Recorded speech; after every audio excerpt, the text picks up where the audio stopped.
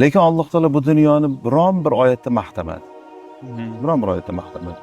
Qachon qarasangiz, dunyo matoh, vaqtinchalik foydalanish uchun berilgan bir narsa, lahu chalg'ituvchi bo'lgan narsa, al-g'urur yolg'on, insonni aldaydi, baxt keltiradeganga o'xshaydi, erishsangiz baxtga erishmaysiz.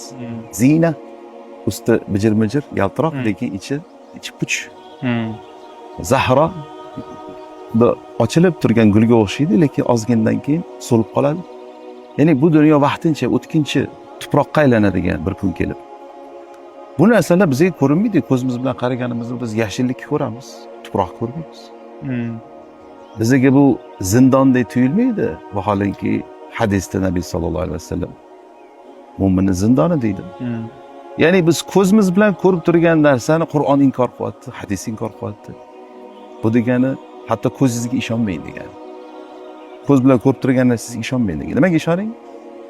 Qur'on, sunnat bizga bayon qilayotgan narsaga ishonishimiz kerak. Chunki bu al-Hamid bo'lgan zot tarafidan nozil bo'ldi. Biz unga taslim bo'lishimiz kerak. Tamom.